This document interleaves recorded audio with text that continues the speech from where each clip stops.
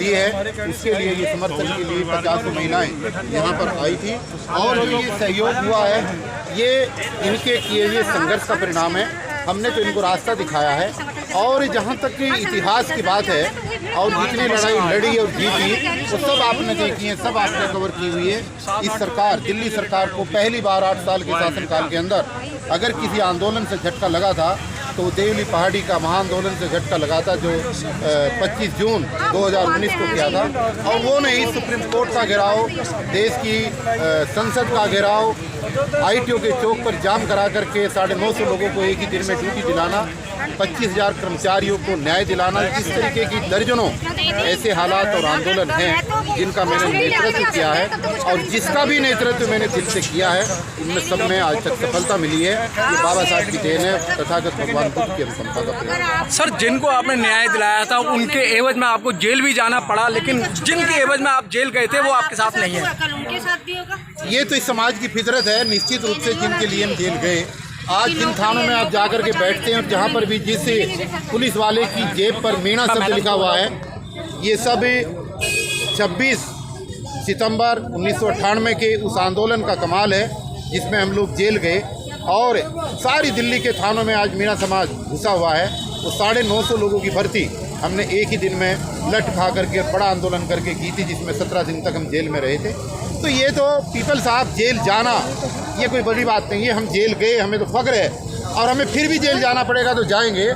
हम चोरी के केस में जेल नहीं गए, हम जारी के केस में जेल नहीं गए, हम डकैती के केस में जेल नहीं गए। अगर गरीब लोगों की लड़ाई लड़ने की एवज में एक बार नहीं 100 बार भी जेल जाना पड़ेगा तो हम जाएंगे और जाते रहेंगे और अंतिम सांस तक इनकी लड़ाई लड़ेंगे। लेकिन सर, वो तो बात ठीक है, आप जेल जाते रहेंगे, लेकिन जिनका आप नेतृत्व कर रहे हैं सर और जो फ्रॉड काम करते हैं, आज वो मंत्री और सांसद बने हुए हैं। लेकिन सर, आप शुरू से ही आप एक बहुत बड़े इंजीनियर थे जिसको डेसू नाम दिया जाता है पूरे दिल्ली की जो बिजली व्यवस्था थी। लेकिन सर, आज आप वही हैं जो रोड पे लड़ते थे और आज भी रोड पे लड़ रहे हैं। देखिए, अगर नीतियों से समझौता किया हुआ होता तो निश्चित रूप से हमारे संगठन में जो राष्ट्रपति हैं आज की अभी निवृत्त हुए हैं, सेवानिवृत्त हुए हैं, रामनाथ कोविंद जी, एक ज़माने में वो हमारी टीम का हिस्सा हुआ करते थे। तो जो लोग RSS के साथ लग कर के वहाँ तक पहुँचे हैं, अगर हमने भी समझौता किया हुआ होता तो हम भी बहुत कुछ होते।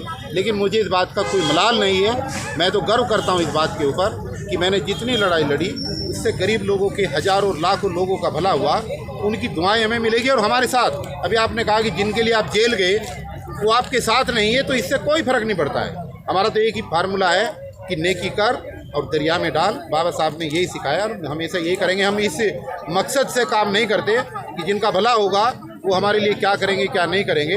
ये आंदोलन है और आंदोलनकारियों को देखिए, आज बहुत ही सुंदर वक्तव्य किसी साथी ने दिया था और वक्तव्य ये था कि लोग मरने के बाद मरी हुई लाशों पर जो लोग राजनीति करते हैं वो संवेदनावश राजनीति नहीं करते, वो राजनीति करते हैं अपनी फोटो और अपने संगठन का नाम चमकाने के लिए। जो मर चुका हो तो मर चुका, जिसका नुकसान हो चुका हो तो हो चुका।